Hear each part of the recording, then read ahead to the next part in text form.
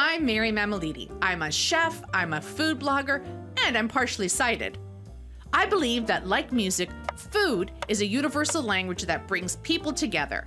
And cooking it, well, it should always be fun no matter who or where you are. So, we're taking this show on the road. Join me for Dish with Mary, Destination Dining. And my first stop on this culinary quest? St. John's, Newfoundland. I've picked one of their snowiest winters on record to visit. Newfoundland is affectionately known as The Rock because of the dramatic cliffs that form the island's shores. It's our easternmost province, famous for its dialects. It's all done up like a stick of gum. Friendliness. Get into it, have a taste. Okay. And sweeping oceanside landscapes. And I want to know about their food. Masher for you? Yes. Tablespoon or so of butter. St. John's is the capital. And here, the culture is tied to their relationship with the water. Which is why my first stop is Chess's famous deep-fried fish and chips.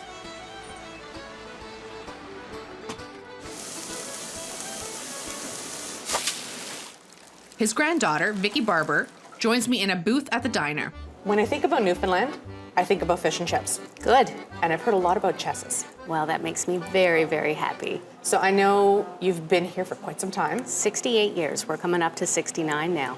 And it's a family-run business? Yep. So Chess Barber was my grandfather, and he started the business. And people say, well, why fish and chips? Well, he had two passions in life. He loved to cook, and he loved to fish. So way back in 1951, he got a boat, and he'd sail out through the St. John's Narrows. He'd catch his fish, he'd come in, he'd clean it, he'd cook it, he'd open the doors, and he'd sell fish and chips until he was sold out and do it all again the next day.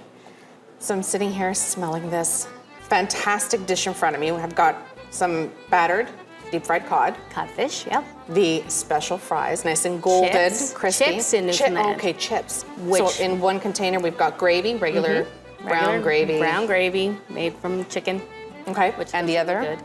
And this is dressing, so we would actually stuff a chicken with this. It's just breadcrumbs, butter, savory, and So a stuffing. little bit of onion. Yeah, I'm going to teach you the things that you say when you've eaten a fish and chips, and it's so good. Okay, so let me All take a right. little piece, and then I'll learn how to say that, okay? Okay. So you're going to say, this is the best kind. This is the best kind. Yep. Okay. And that means just what it is. It is the best kind. It's really good. Now, if you want to elevate it, you can say, oh, it's some shocking good. Okay, hold on. Oh, it's some shocking good. That's right. Did I say it right? You said it right. Okay. You've got it. Okay. And, you know, the other thing you can say is, this is wicked. That one I can manage. See This it? is wicked. See, now, whatever you eat, you know how to compliment the chef. But there is more to St. John's cuisine than fish. I'm in the woods rabbit hunting with Lori McCarthy. She shares her passion for wild foods from the land with her business, Cod Sounds. Now, when you're out in the open like this in the fresh snow, you want to start looking for the tracks. And the tracks will be everywhere, so it'll be hard to kind of track one down, actually. But, like, you'll start getting down low, and you'll actually see them once you recognize them once. I don't know if I can get as low as you can. Once you recognize them once, you'll always see it. So I can see one from here. So I'll show you. I'm better closer up. Yeah. So we're at rabbit level, eye level here now. So when you look in, you see the little depression in the snow. Just yeah. see that? Okay. And he goes right underneath that stick. Look, and he runs that all the time. This is his path. So this is how you find a rabbit run. And then once you got the run, then you set up your snare on the path. Okay. So these are the little sticks that we're going to cut. What we're going to do is create a path that kind of forces him to go into, widen his like 1 foot path down to a 6-8 inch kind of path. Okay. So we'll just crack off little sticks that have been around, and you can just tuck them in around, and as we narrow down this entrance way for him. Okay, so we're just kind of plunging these twigs into the snow, and it forces it to go through this little small Exactly, and that's opening. where we're going to set the snare. Okay. Okay?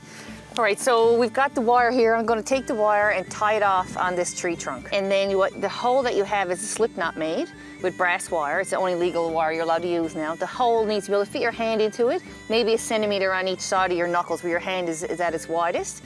So we've got a slip knot made, and there's about 3 or 4 inches there that's tied around tight, and then the snare comes out to the left of that. Okay. Now, I was in this morning and checked some snares, so we got a rabbit to go, so I'll show you how to clean it. Do that. Okay. I will try. I'm not 100% comfortable with skinning a rabbit.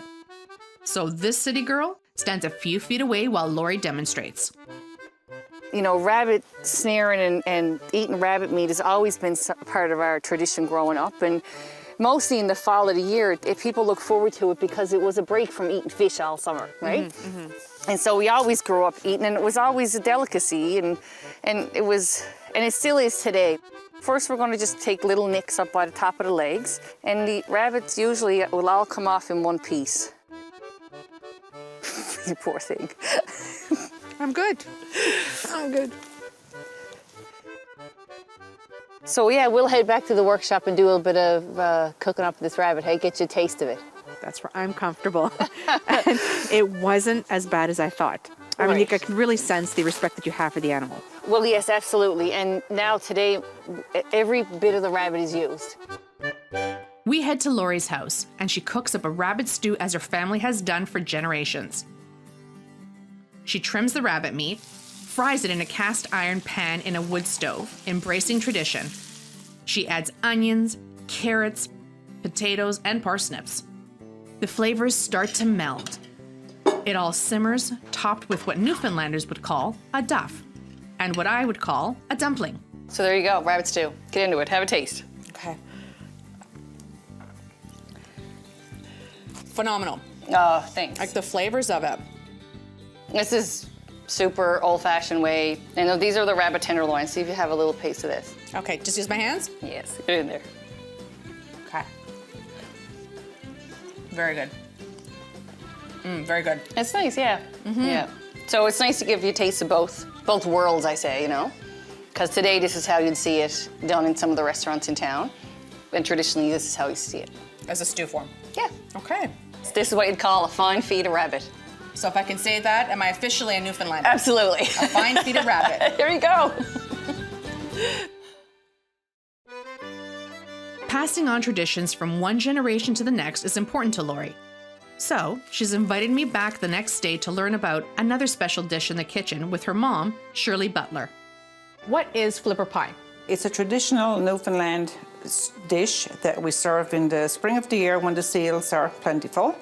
And it's made from the flippers of the seal because the meat is more tender there than the actual carcass part. And then it's combined with vegetables and put into a pot and you make it into a stew.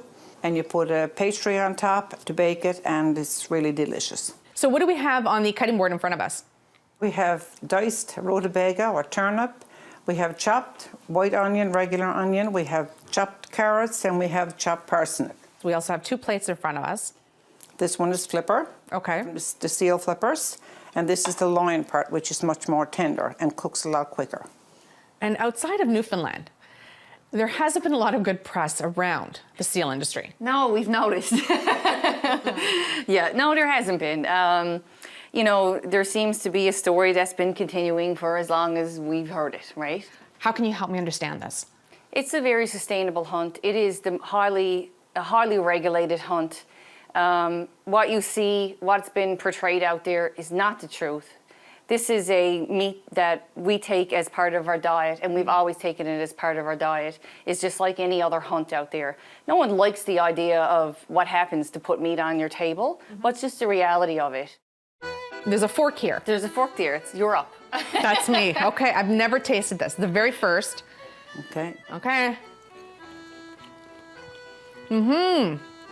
It's got a distinct taste. It's got a distinct taste, yes. But does it always have like that very distinct fishiness to it? Yes, it does. Yes, it eats fish. It's so high in omega oils that yes, it always has a fishiness taste to it. So in Newfoundland there's a saying, you invite someone over for a scoff and a scuff. So you come over for a scoff, which means your meal, and then a scuff is dead. So you've had a scoff. So I'm sure that through to your time here, you'll find somewhere to have a fine scoff. Can I just move in with you two? Dish with Mary Destination Dining will return.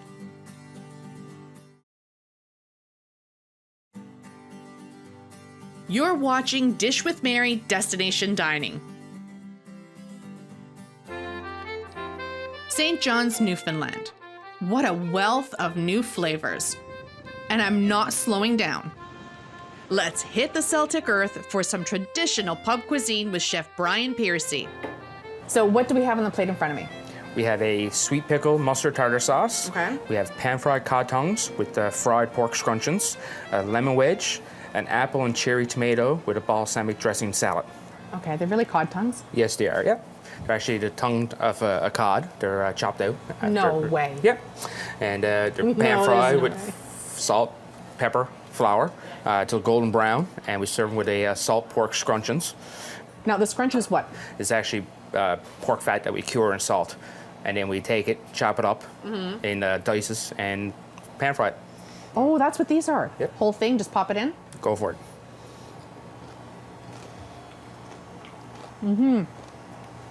You're right, it's got an interesting texture. The texture is what throws a lot of people off, I guess. Okay, I like it. Now that I've tried cod tongue, is there anything else that we can make in the kitchen? We can make a traditional Jig's dinner. And into the kitchen we go to find out more about Jig's dinner. Why is this such a traditional Newfoundland meal? It goes back to our history here on the island. We never had a lot of ingredients in the beginning. Basically, it was Newfoundland's way of survival. It either had to be bottled, canned, or cured, and it had to last at least a winter. We have about 10 ounces of salt beef that we've soaked overnight to get a lot of the salt out of the beef. This will go into our pot with some cold water. Next, we would take 2 cups of yellow split peas and we'll add them to our cotton peas pudding bag, making sure to tie over the top of the bag. We want the peas to get the flavor from the salt beef, but we don't want the peas to be all out into the pot. Definitely not going to have this particular bag at home, but if I want to make this and recreate this at home, what else can I use to replace the split pea bag here? You could probably try it with a cheesecloth. It might hold up, or if you can find any cotton bag, anything that's made of cotton that you can tie off at the end, theoretically, even a pillowcase would work. Oh, I can use that. Salt beef is naturally tough. You will need to boil for about 4 to 5 hours. We want the salt beef to be tender when the dish is finished. Our next step is to add all the vegetables, carrots, cabbage, turnip, and potatoes to the pot. We try to cut all the veg close to the same size so you get the same cooking time. And then you let it simmer until the vegetables are tender, roughly a half hour to 45 minutes. I'm getting hungry.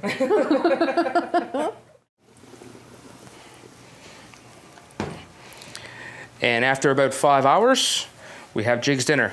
All the veg is soft, tendered, fully cooked, and a lot of flavor from the salt meat comes out into the liquid and flavors the veg. Take out the yellow split peas first. Careful taking the bag out of the pot, it is hot. You cut the string on the top and you pour the peas pudding into a stainless steel bowl. Then you take a masher for you. Yes. Some pepper and some fresh butter. Add about a tablespoon or so of butter and mix it in with the masher, and you just want to mash it a bit just to make sure that all the peas are all mixed together and stuff. You can lay that to one side then, and then start taking out all your vegetables and your salt meat. This smells amazing. Oh, what do you hear that? Yes, I do. What is that? It's a fiddle.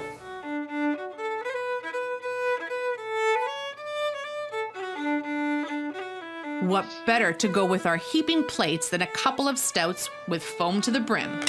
Thank you. At the bar, we dig in and enjoy a fiddler's ode to spring. What a treat.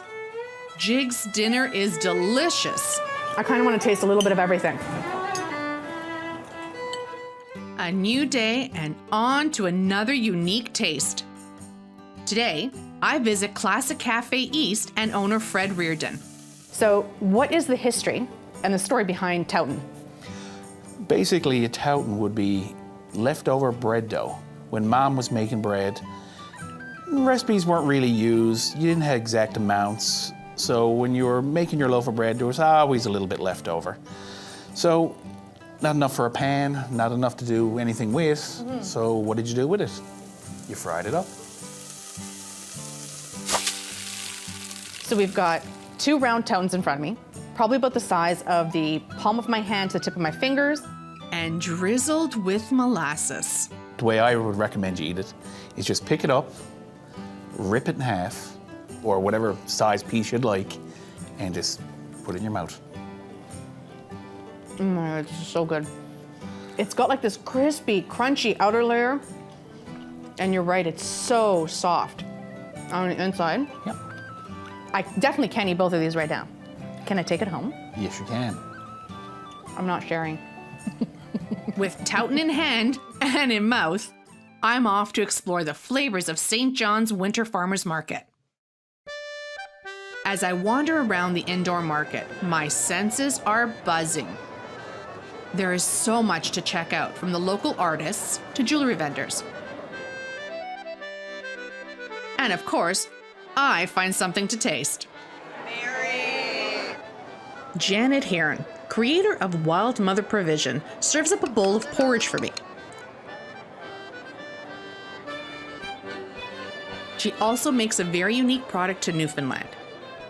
I have to know more, so I invite myself over to Janet's home kitchen.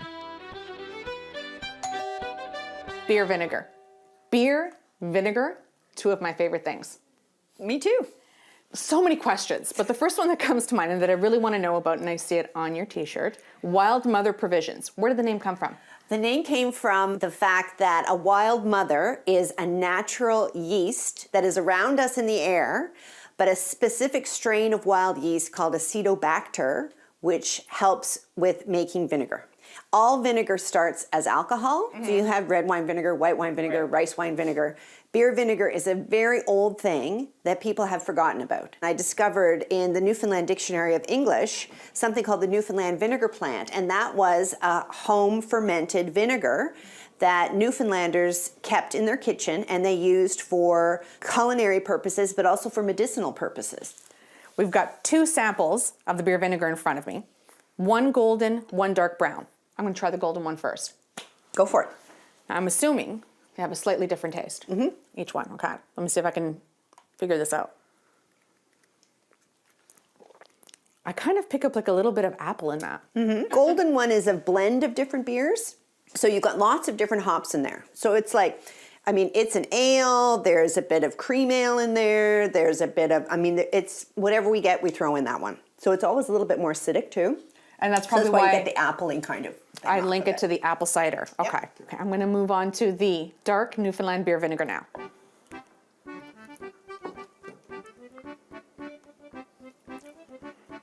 Okay, this one's got a deep flavoring to it. Caramelly, kind of burnt, kind of chocolatey almost. It's got like, there's a sort of sweet undertone to it too. It's not as acidic as the first one. We're gonna just make a really quick beer vinegar aioli. Janet adds some chopped garlic, sea salt, and dark beer vinegar to some mayo and gives it a mix. And now we have a dollop of Newfoundland beer vinegar aioli on some fresh pan-fried Newfoundland cod. It's all done up like a stick of gum. I love Newfoundland. Dish with Mary Destination Dining will return.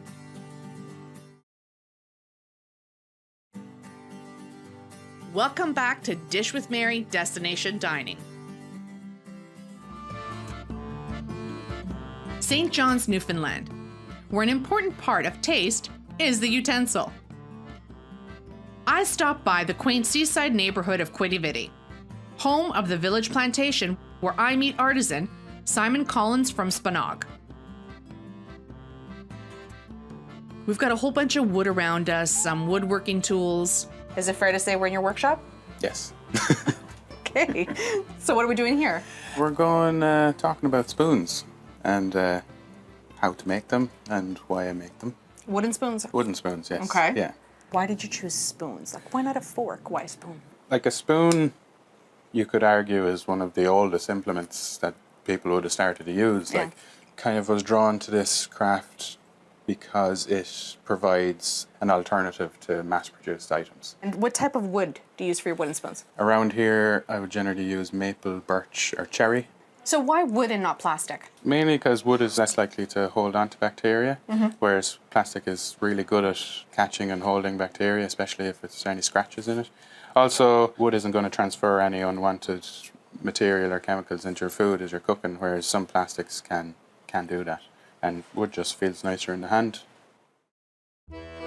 Simon offers to demonstrate his process. First step is to split a piece of wood off a log.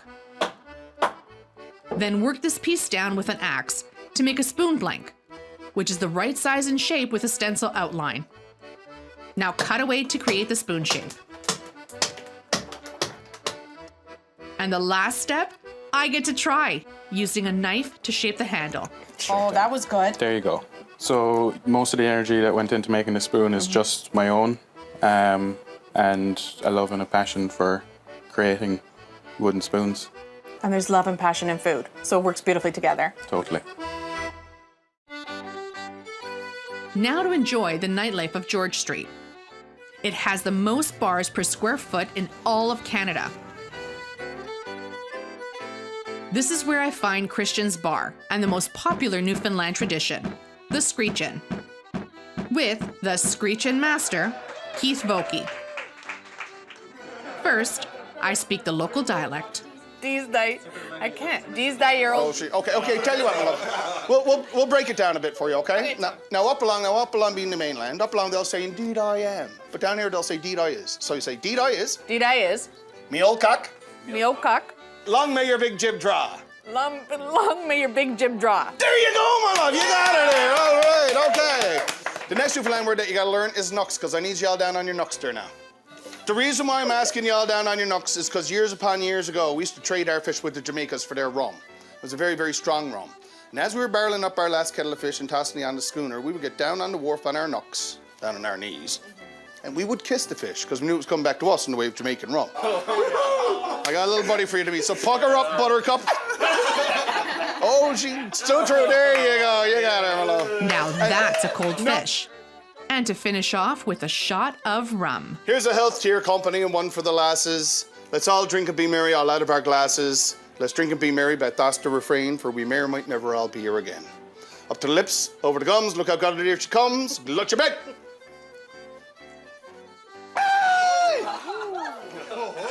By all the powers vested in me, I declare you all screechers, rise up and find your newfound heritage. Welcome to Newfoundland. It's official. I'm a screecher. No trip is complete without a little something to take home. So I stopped by a local grocer's meat aisle.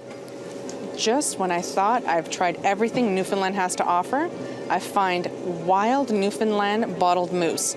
Now this is coming home as a souvenir. St. John's, Newfoundland. You were good to me. Despite the biting cold of winter, I felt the warmth of the people and learned their history of living in the isolation of an island. Basically, it was Newfoundland's way of survival. All while creating amazing flavors. Italian would be leftover bread dough. I experienced unique tastes, off the beaten path, and out of my comfort zone.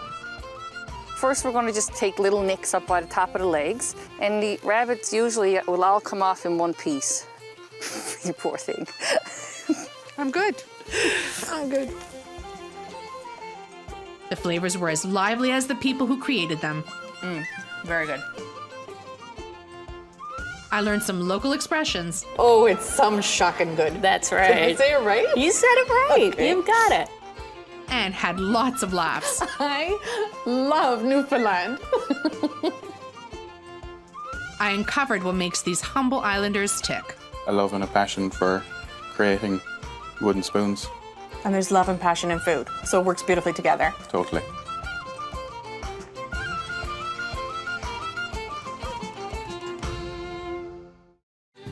Host, Mary Mammoliti. Producer-director, Rebecca Campbell. Videographer, Darcy DeToni. Freelance camera, Frederick Croche. Story editors, Rebecca Campbell, Lisa No. Editor, Mary Mammoliti. Integrated Described Video Specialist, M. Williams. Audio Post, Mark Phoenix. Graphics, Mike Smith. Executive Producer, Michelle Dudas. President and CEO, David Arrington. Copyright 2022, Accessible Media, Inc.